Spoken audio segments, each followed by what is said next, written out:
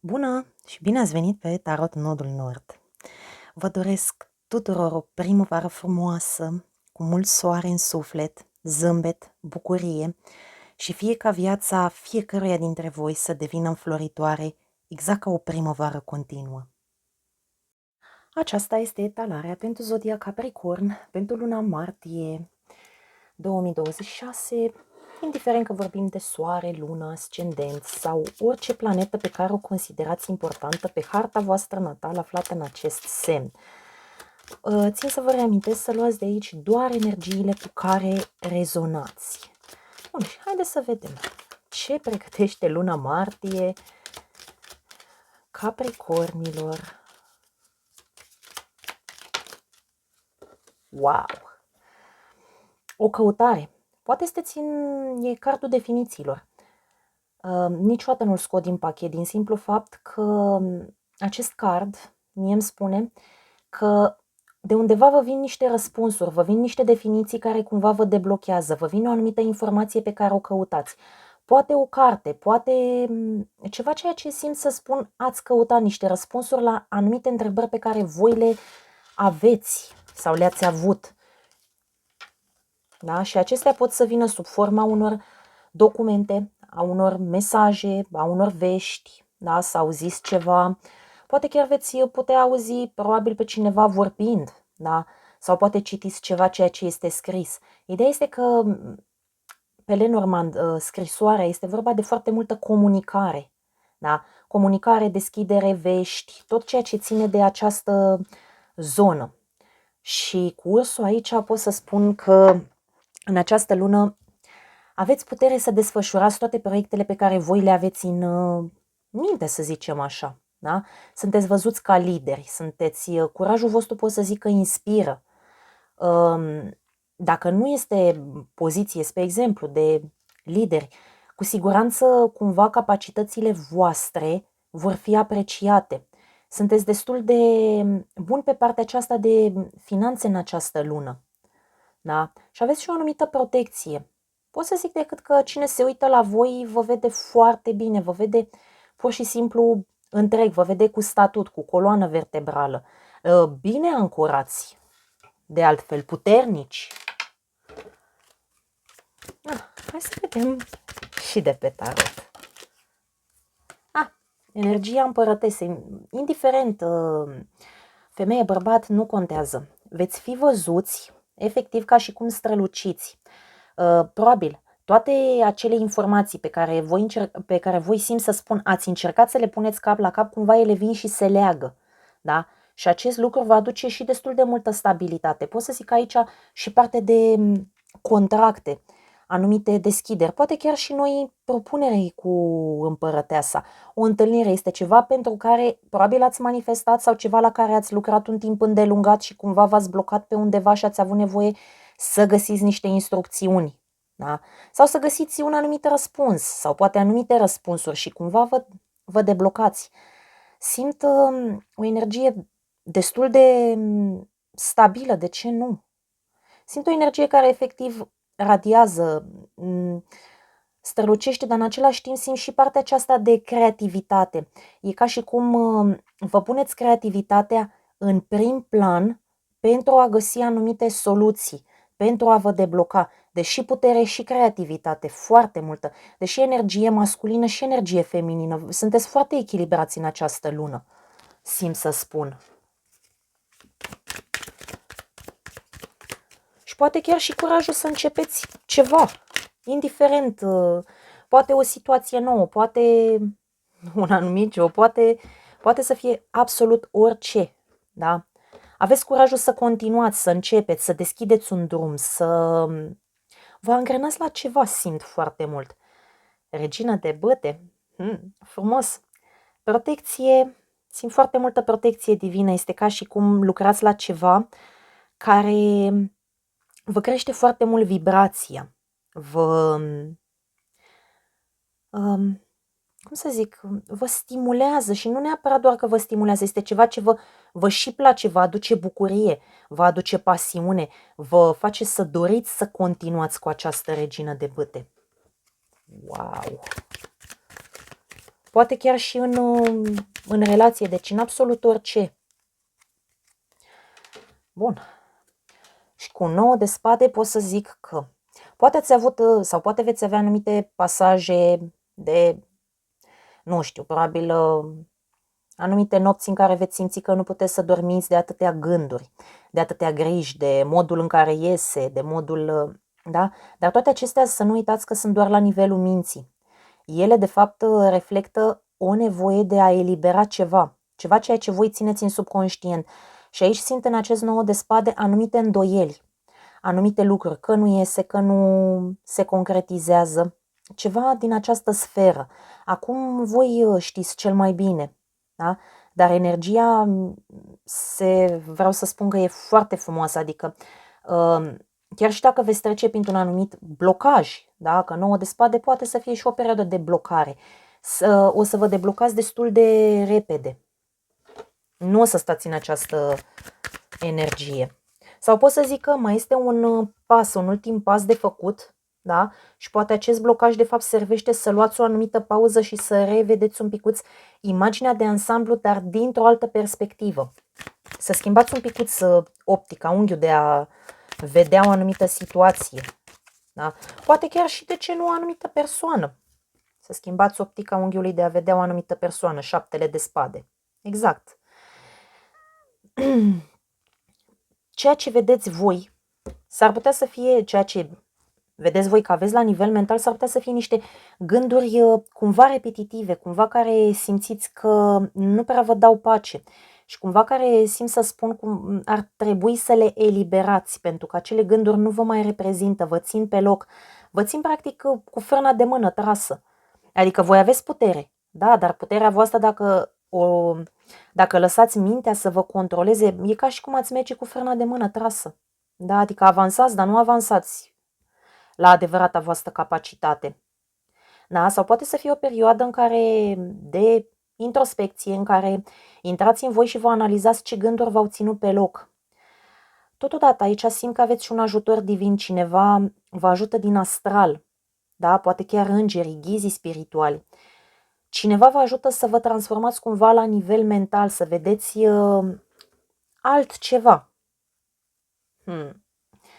Am simțit nevoia să mă uit și la baza pachetului. Probabil va fi ceva ceea ce vă supără în legătură cu o altă persoană pe care o veți sta față în față.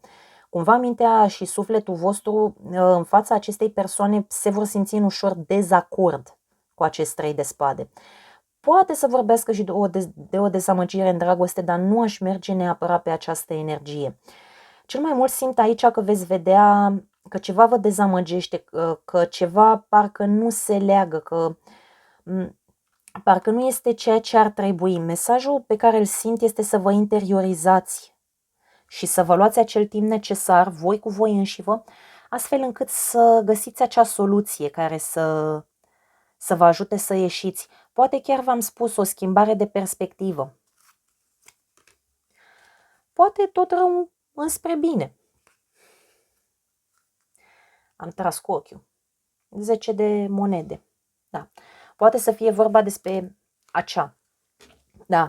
o situație în care, v-am spus, veți sta față în față cu cineva, da? Dar veți realiza că acea persoană de fapt vă deblochează și va aduce o soluție în acest nivel cu un 10 de monede. Va aduce, cum ar fi, vă scoate de pe un drum și vă îndrumă către un alt drum, poate primiți niște instrucțiunile pot să fie, simt aici să spun, pot să vină într-un mod mai plăcut, mai atenuant, sau pot să vină într-un mod mai dur, mai brutal, da? Cert este că oricum ar veni aceste vești, cumva vă deblocați, da? Și vă duceți înspre succes și pot să zic aici în acest 10 de monede, lucrați cu oamenii care sunt pe aceeași lungime de undă cu voi, care au aceeași energie cu voi. Totodată 10 de monede mai este și contract, este și deblocare, da? Vă deblocați. Deci cumva în acest plan fizic reușiți să puneți cumva lucrurile în mișcare, da? Și să vă eliberați.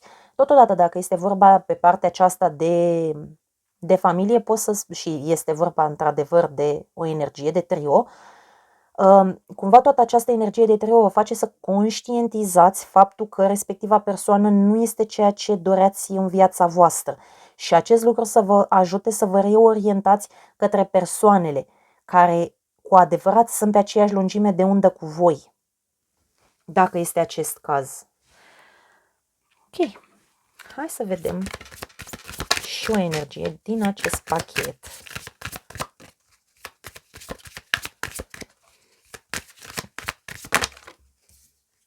Wow, 2 energii.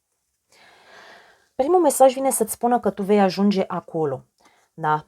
Așa cum nu poți să forțezi florile să înflorească, așa acest mesaj vine să-ți spună să fii răbdător, pentru că totul se va întâmpla într-un mod unic, da? Și la timpul divin, de altfel. Ți se mai spune aici că nu este niciun fel de situație, nu este niciun fel de problemă peste care tu nu poți să treci.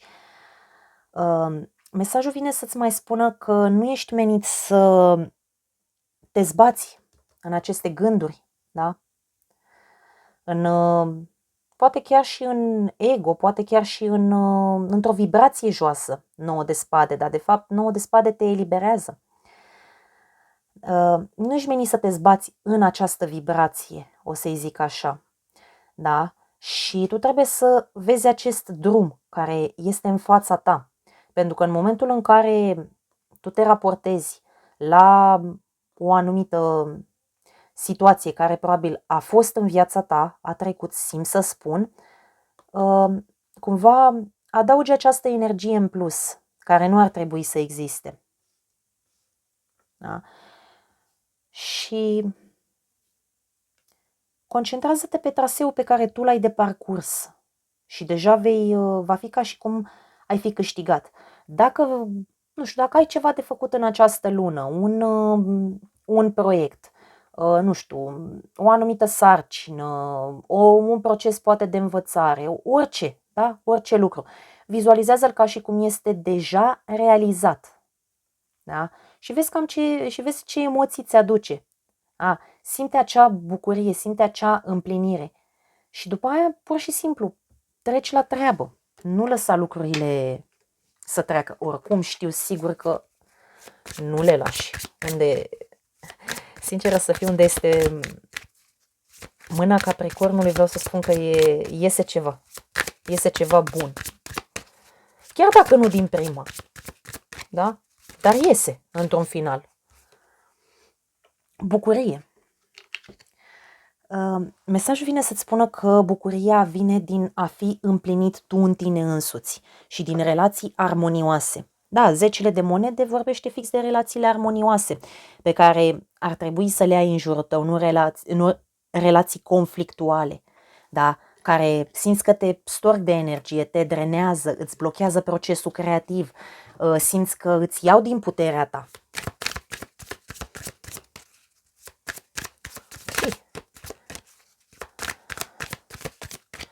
Hai să vedem un mesaj. Wow! O ghidare. E ca și cum primești o busolă interioară. Ascultă-ți intuiția în această lună. În timpuri de incertitudine, cere ghidare divinității și încrede-te că divinitatea te va învăța calea să ajungi către lumină. Urmează această direcție știind că totul se va revela, da? Și că se va revela o cale, o alee care te va duce către pace. Pur și simplu, predă-te în mâna destinului, divinității. Da? Deoarece acolo întotdeauna există și o recompensă. Și obții și claritate. Obții o claritate, obții o direcție, un sens.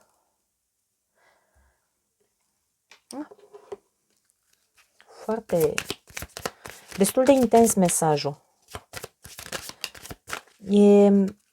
E ca și cum mergi către nodul nord. Nodul nord este traseul sufletului tău. Ai încredere în intuiție, pentru că ești ghidat. Da? Ești ghidat de ce nu să depășești un anumit obstacol, da? Și să zbori către visele tale. Și să nu mai ai acele limite. Da? Poate în acel 9 de spade poate să anumite limite, limitări mentale, programe mentale, ceva care te ține pe loc, ceva care simți tu că te-ar limita. Frâna de mână, pe scurt. Scapă de frâna de mână și vei înainta. Ok, hai să vedem și un mesaj din partea îngerilor. Îngerul Maia. Școala, studiile și educația te vor ajuta să te îmbunătățești, atât la nivel personal să crești, cât și în scopul pe care tu îl ai, da? Să-ți atingi un anumit scop. Îngerii te vor ghida în acest proces. Da, exact cum am spus, primești niște instrucțiuni. Deci dacă te afli în acest proces de învățare, vei primi cărțile de care ai nevoie la momentul potrivit. Nu știu, poate pot să zic aici, o să-ți apară o persoană care pomenește de o carte și tu în acea carte vei găsi un anumit răspuns. Sau poate te vei duce la cineva care te poate învăța ceva din ceea ce ai nevoie tu să știi și să cunoști. Un fel de profesor. De ce nu? Sau poate poți să zic că vei face un curs de specializare sau vei afla ceva. Bun, hai să vedem și un arhanghel pentru tine. Arhanghelul Raziel. Cunoașterea secretă a Universului îți este disponibilă.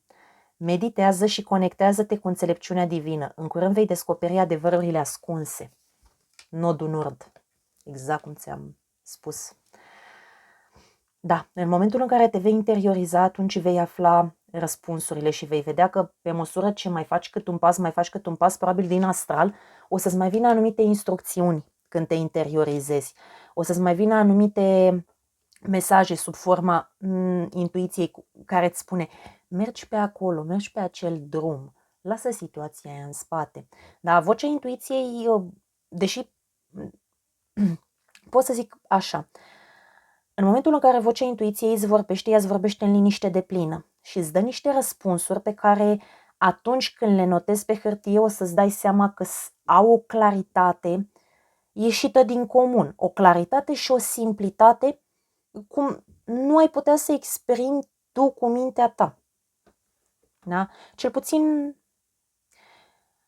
la mine așa este. Și nu sunt singura persoană.